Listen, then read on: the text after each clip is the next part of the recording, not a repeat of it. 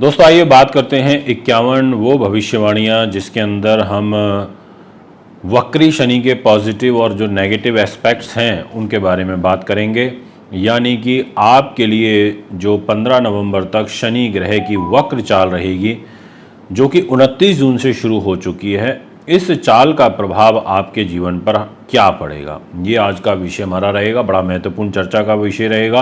Video को पूरा और अंत तक सुनने से मुझे लगता है बहुत बड़े लाभ आप प्राप्त कर पाएंगे, क्योंकि ज्योतिष विषय ही ऐसा है।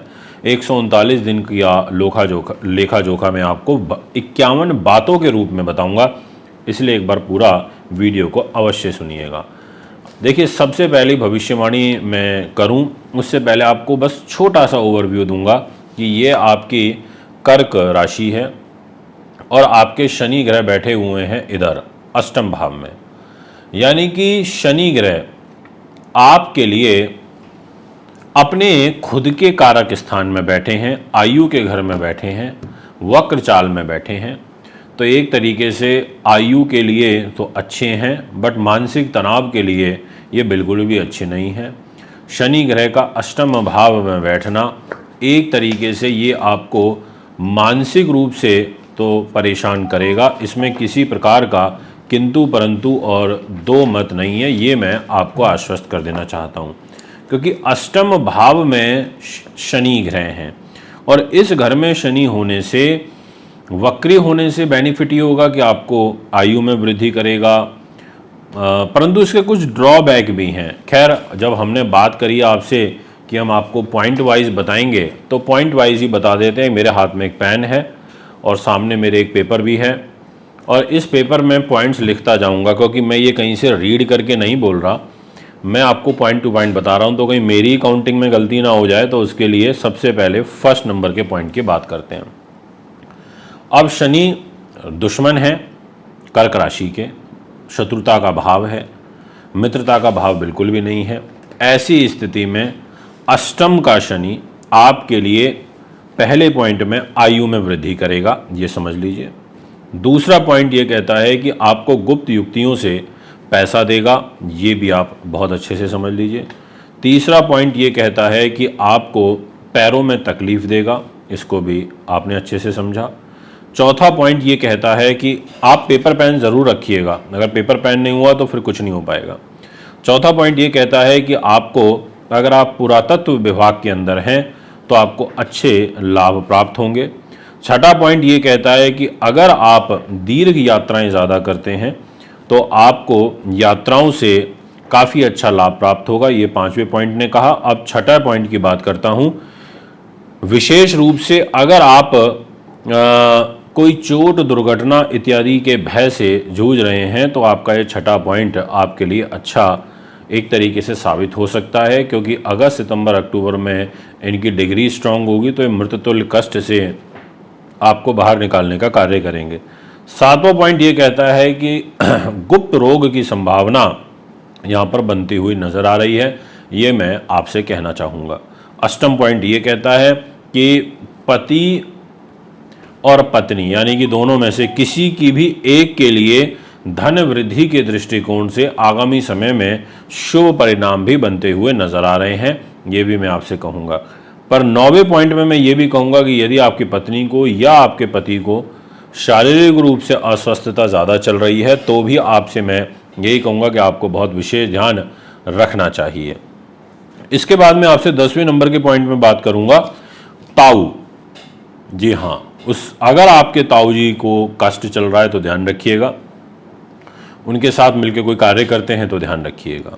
अब बात करते हैं 11 नंबर के पॉइंट की। यहां से जो पॉइंट स्टार्ट हो रहे हैं ना 11 नंबर से, वो बहुत महत्वपूर्ण है। जी हाँ दोस्तों, आपने बिल्कुल ठीक सुना, वो पॉइंट बहुत ज़्यादा महत्वपूर्ण है। और वो महत्वपूर्ण इसलिए हो जाते हैं क्योंकि, ध्यान से समझना, शनि ग्रह की नीच दृष्टि आपके एक दशम स्थान पर रहेगी। 11वां पॉइंट ये कहता है कि आपका अपने पिता के साथ रिलेशन खराब हो सकता है। 12वां पॉइंट ये कहता है कि आपके अपने पिता के साथ या पिता के स्वास्थ्य को कष्ट हो सकता है।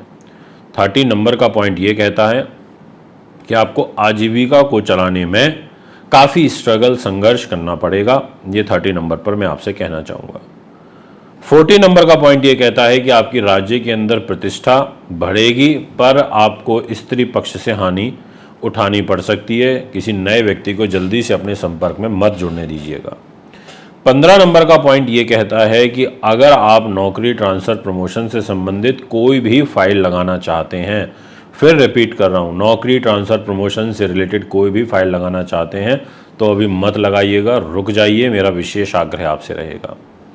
16 नंबर का पॉइंट ये कहता है कि आपके लिए विदेशों से संबंधित कार्यों में रुकावट है, आपके वीज़ा वगैरह में रुकावट है, आपका फाइल अगर आपने लगाई हुई है उसमें कुछ रुकावट है, ऐसी ग्रह स्थिति मुझे नज़र आ रही है।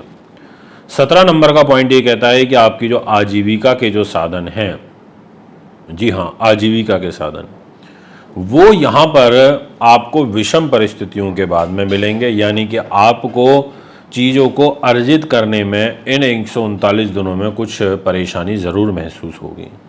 18 नंबर का पॉइंट ये कहता है कि आपको कार्य सिद्ध करने में भी अड़चनें आएंगी। जैसे आप किसी कार्य के पीछे लगे हुए हैं और आपको बस ये कि अब ये हो जाए हो जाए हो जाए, पर नहीं हो पा रहा। आप बहुत स्ट्रगल कर रहे हैं, नहीं हो पा रहा। होता है ऐसा, बहुत बार ऐसा होता है कि हम काफ़ी मेहनत करते हैं पर हमारे कार्य सिद्ध नहीं हो पाते। ऐसी ग्रह स्थिति यहाँ पर कार्य सिद्धि के रूप में मुझे दिखाई दे रही है कि कार्य सिद्ध होने में अड़चनें आएंगी। अब मैं आपसे बात करता हूँ 19 नंबर के पॉइंट की। ये कहता है कि अगर आप सरकार से, आपका कोई वाद विवाद चल रहा है, आप सरकार से उलझे हुए हैं, सरकार के साथ आपका रिफंड इशू होना है या सरकार से कुछ आपको कॉम्पनसेशन मिलना है, आपको यहाँ पर दिक्कत आ सकती है 19 नंबर के पॉइंट में। 20 नंबर का पॉइंट ये कहता है कि अगर आप अपने इन लॉज में, विशेष रूप से सास के साथ, आपके मनमुटाव बढ़ सकते हैं। आप कहीं किसी फंक्शन में गए, वहाँ पर उठे बैठे आपके अपने इन लॉज के साथ में मनमुटाव खड़े हो गए, ऐसा योग यहाँ बन रहा है नेक्स्ट 3 मंथ्स के अंदर, इन 139 दिनों के अंदर। 21 नंबर ये कहता है कि आपको वायु विकार ये यहाँ पर बनते हुए नज़र आ रहे हैं। 22 नंबर ये कहता है कि आपको वायु यात्राएं, विदेश यात्राएं, लंबी दूरी की यात्राएं करने से अभी परहेज करना चाहिए। 23 नंबर का पॉइंट ये कहता है कि घुटनों से संबंधित विकार, अगर आपको बहुत ज़्यादा दिक्कत चल रही है तो ये घुटने आपको भी परेशान करेंगे 23वें नंबर में। 24 नंबर का पॉइंट ये कहता है कि आपको विशेष रूप से अपने कर्मों को सुधारना होगा, अपने कर्मों पर फोकस करना होगा, आपको अच्छे कर्म करने चाहिए। अगर आप में कोई भी बुरा कर्म करने की आदत है तो उसको त्याग दें। 25 नंबर और 24 नंबर को मैं जोड़ के ही कहूँगा कि आपको अपने आत्मा को प्योर करना होगा, आपको अपने विचारों को शुद्ध करना होगा, आपको गलत चीज़ों से बचना होगा। ये एक विशेष आग्रह मैं आपसे करूँगा। अब ये 25 पॉइंट तो हो चुके हैं। अब बात करते हैं 26 नंबर के पॉइंट की। ये भी आपके लाइफ के अंदर बड़ा महत्व रखेगा।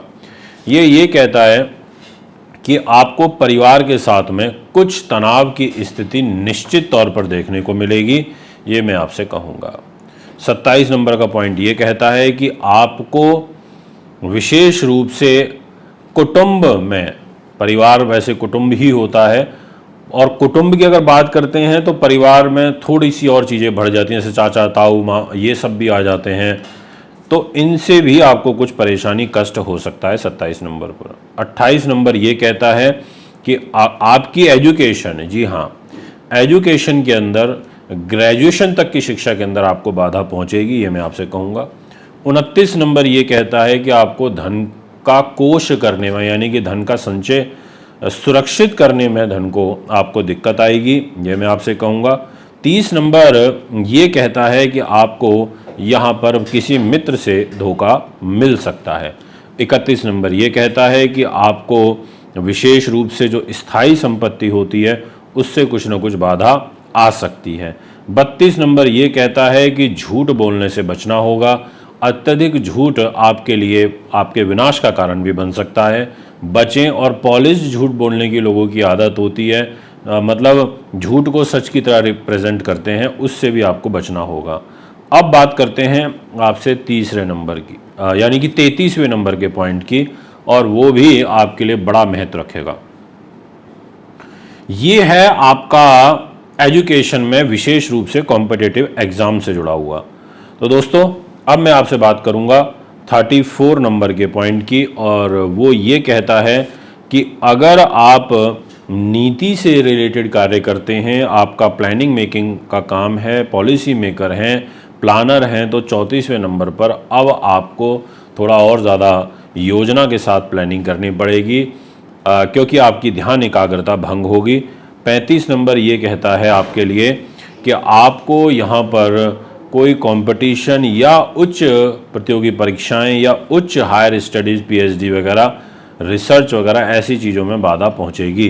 36 नंबर ये कहता है कि जिन महिलाओं ने गर्भ धारण किया हुआ है वो थोड़ा सा यहाँ पर ध्यान अवश्य रखिएगा, क्योंकि जो ग्रह दृष्टियाँ हैं वो अच्छी नहीं है। राहु की और शनि की दृष्टि आपके गर्भ के ऊपर है, तो इस 36वें नंबर पर मैं ये विशेष आग्रह आपसे करूंगा। 37 नंबर पर मैं आपसे बोलूँगा कि जो आपकी मंत्रणा शक्ति है वो मजबूत होगी सितंबर और अक्टूबर में। 38 नंबर में मैं आपसे ये बोलना चाहूँगा कि शास्त्रों से संबंधित ज्ञान में आपके मजबूती देखने को मिलेगी। 39 नंबर पर मैं आपसे ये कहना चाहूँगा कि आपकी विचार शक्ति और साथ में आपकी कार्य शक्ति ये मजबूत होगी। 40 नंबर पर मैं ये कहूँगा कि अगर आप लेखन से जुड़े हुए हैं तो आप अच्छा लेख लिख पाएंगे, आप अच्छे तरीके से चीज़ों को इमेजिन कर पाएंगे। 41 नंबर ये कहता है कि आपको कुछ अकस्मात धन लाभ 2 नंबर के काम से हो सकता है। 42 नंबर ये कहता है कि आपको शेयर बाजार से भी लाभ हो सकता है, ऐसा आपकी ग्रह स्थिति कह रही है। 43 नंबर ये कह रहा है कि आपको संतान से संबंधित कष्ट यहाँ पर हो सकता है, थोड़ा सा ध्यान रखिएगा। 44 नंबर ये कहता है कि आपकी जो आध्यात्मिक रुचि है वो यहाँ पर बढ़ेगी। 45 नंबर ये कहता है कि आप थोड़ा सा प्राइवेसी मेंटेन करके चलेंगे, मनोरंजन की तरफ ध्यान कम रहेगा, घुलना मिलना कम पसंद करेंगे।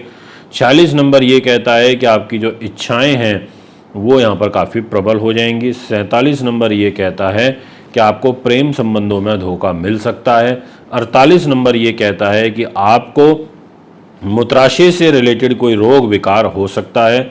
49 नंबर ये कहता है कि पेट से संबंधित विकार इन 3 महीनों में बढ़ सकते हैं। 50 नंबर ये कहता है कि आपको विशेष रूप से अगर कोई बड़ी कैंसर कारक बीमारी चल रही है तो ध्यान रखिएगा। 51 नंबर ये कहता है कि अगर नर्वस सिस्टम में कोई प्रॉब्लम चल रही है, कंपन की बीमारी चल रही है, तो भी ध्यान रखिएगा। ये हैं वो 51 भविष्यवाणियाँ जो मैंने अभी आपको बताई। सावन का महीना स्टार्ट होने जा रहा है, आप हमें संपर्क कर सकते हैं सावन के महीने में रुद्राभिषेक के लिए, अच्छी क्वालिटी के रुद्राक्ष लेने के लिए। लिमिटेड ही रुद्राभिषेक किए जाएंगे, इसलिए तुरंत संपन्न करें। ये जो 22 जुलाई से सावन का महीना शुरू होगा बहुत महत्वपूर्ण रहेगा। ग्रहों के अनुरूप अपना रुद्राक्ष धारण करें, ग्रहों के दोष प्लस साथ में रुद्राभिषेक दोनों का आप संकल्प करें, बहुत अच्छा रहेगा। नमस्कार।